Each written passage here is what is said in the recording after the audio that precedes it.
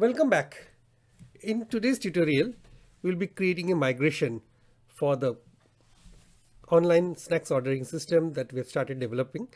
In the first part, now we have moved on to the part 4. So it's highly recommended that you go through all of these parts, part 1 to 3, and it's an ongoing series and every part is built on the previous one. And we have been doing it on Visual Studio Code. And if you like this series of videos, please do subscribe to the channel, put your love and comments and share it with your friends. So what is the configuration? Okay, so entity framework migrations are based on a set of conventions. These conventions they govern actually how DB set objects are mapped to the tables in database and how properties are mapped to columns, and how .NET data types are mapped to suitable types exposed by the database provider, and how keys and indexes are created and managed. Now sometimes when the conventions don't satisfy our need, like in some complex scenario, then we use configuration to tell entity framework code what we want. Now configurations can be applied through Fluent API and attributes, and we are going to use Fluent API. And what Fluent API is entity framework EF course Fluent API. And what is this Fluent API? I don't want to go deep into the Fluent API, and that might be covered in some future lectures, but at the moment what I can say that Fluent API is belongs to entity framework core, and it provides methods for configuring various aspects of your model. And the configurations are applied via a number of methods exposed by model builder class Microsoft.entity framework core .model builder class. Okay, and this DB context class that we have built in the previous lecture has a method called onModel creating that takes an instance of model builder as a parameter. Now back to migration. So what we are going to do is we'll add a new folder to the data folder and name it configuration. So let's switch over to Visual Studio Code. So I've opened the snacks razor pages that we have built in the last 3 lectures, and click on data and create a new folder over in data and called it configurations.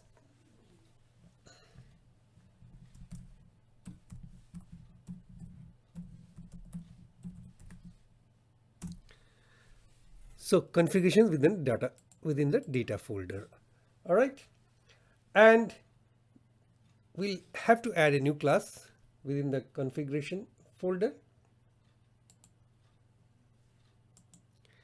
and what this new class will be called, we'll call it product configuration.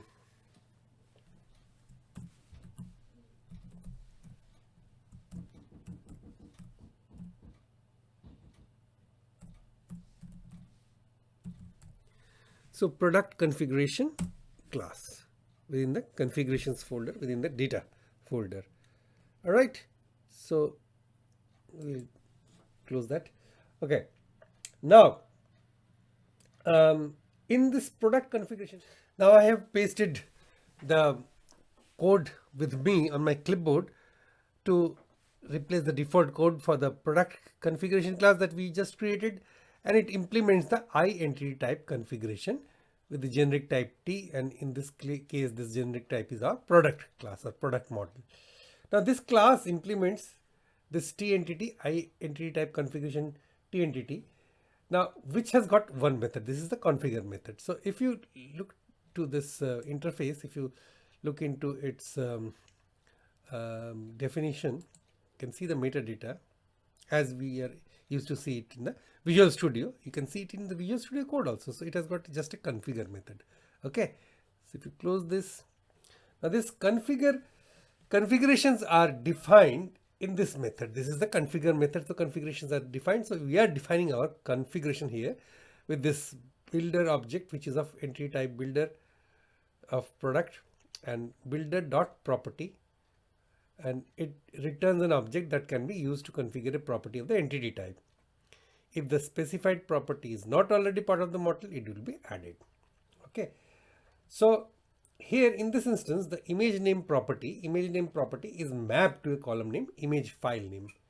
The default behavior is to map to columns that are named the same as the property. Now, this configuration class, this is the product configuration class.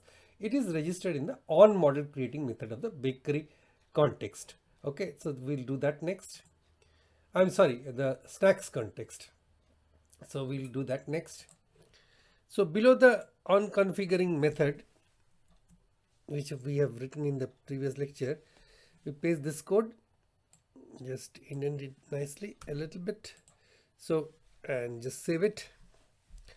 So protected override void on model creating, and we are passing a model builder object and then using that object to call this apply configuration method and pass a new product configuration class. So this configuration class is registered in the on model creating method of the snacks context. Okay. Now next we'll create the seed data. The original bakery template, original snacks template included a database pre-populated with product data. So when you first create the database, it will be empty unless you seed it with the data at the time that the migration is executed. In this section, you will use the API provided by Entity Framework Core for achieving this. Now we'll create a new C# class and name it Model Builder Extension. So right click the data folder and new C# class and name this C# class Model Builder Extensions. So Model Builder Extensions class is written. The default Model Builder Extensions class is built, in which I will use my own code. Now let's make a few using statements.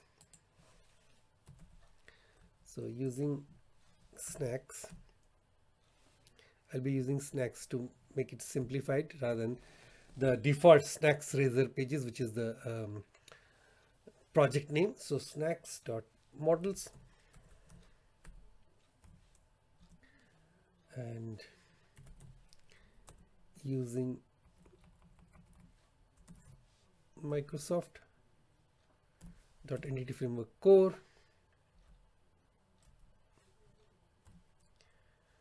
and simplify this name further from snacks razor pages.data to snacks.data and then Control S to save it. Okay, and then this will be a public static class. Public static class Model Builder Extensions.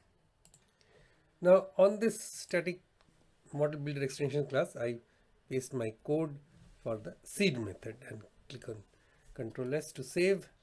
Now this is actually, it returns a model builder object, this seed method, and it takes the model builder object also.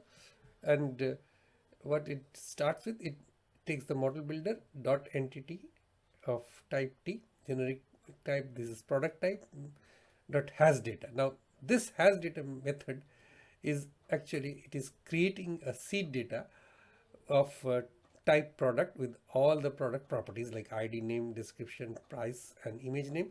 So it is actually seeding the database product table with the initial seed data, as we will see shortly. Okay, so these things are self-explanatory. This is all the 5 or 6 products are created with all the delicious Indian curries and snacks. Actually you can call them snacks also, and then some dessert like almond cake and rasgulla. All right, and it returns a model builder object, okay, which is now this model builder is started getting created over here. Okay, now this seed extension method of the model builder type is passed on the model creating method that you worked with earlier. The body of this has data method is first introduced in Entity Framework Core 2.1 to configure the specified entity to have seed data. The values provided for each entity mirror those from the original template and include the key values. The SQLite happily accepts values in an auto increment column if they are provided as part of the insert statement. Okay, the seed method itself is called in the on model creating. So this method will be calling on the on model creating method, which returns an instance of the model builder type.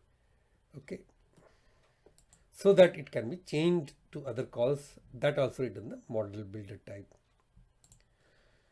So I opened the snacks context and we are into the model creating method, and this will put that seed extension method dot seed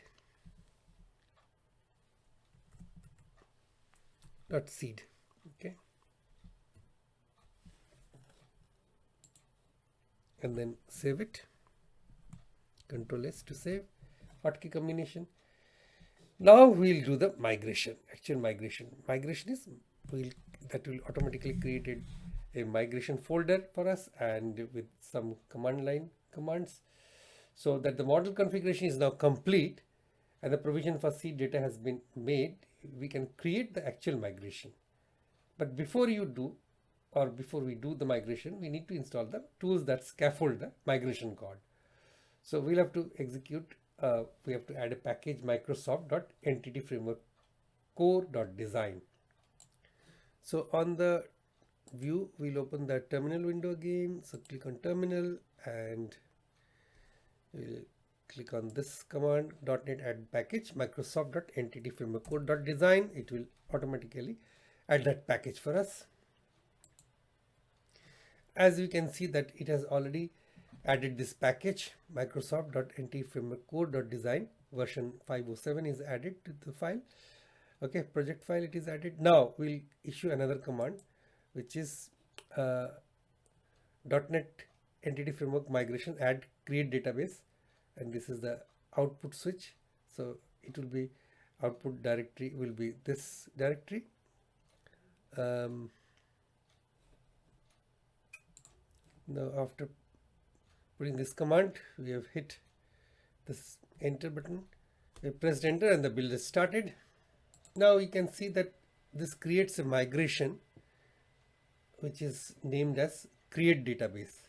Okay, the files for this migrations are generated in a newly created folder. This is automatically created migrations, and it creates a database snacks context model snapshot. Okay, and it is created in the data folder with this switch statement output directory. All right, so we have directed it to be created within the data/migrations folder. So it has created a migrations folder within the data folder, which was already existing. Now we'll have to execute the migration. So what is the command for executing the migration, which is very similar to if you are used to using Visual Studio 2019 for Entity Framework Core. It is here, it is .NET. It's not exactly the same. .NET Entity Framework Database Update. EF is Entity Framework Database Update. There it was, database update database in Visual Studio Package Manager console. Okay, so applying migration, it has applied the migration, create the database, and this is done. Now you can see that snacks.database, snacks.db folder is added to the project root. Okay, and it has been created to the root of the site. Now how to open the this is because this is SQLite, it's not full Microsoft SQL, so we need a program utility called DB browser for SQLite. Okay, and you can use the generated tables. So I have already installed DB browser for SQLite from link, that is https://sqlite-browser.org. So sqlite-browser.org. Okay, so let's open it. We'll open this snacks database from that browser. Now this is how it looks like, DB browser for SQLite. Okay, and then file, open database, browse to the database file. Okay, let's see. No, actually I have to bring it to the okay, to the relative folder, okay, and let it discover the snacks.db and click on open, and you can see that there is a products table ID, okay, and browse data. If you see the browse data, you can see that is just like SQL like table ID, name, description, price, and image file name. So almond cake, scrumptious almond cake encrusted, field price, and this JPG file. So that's all. That's we have covered a lot of ground, and we have created a database from scratch with Entity Framework core.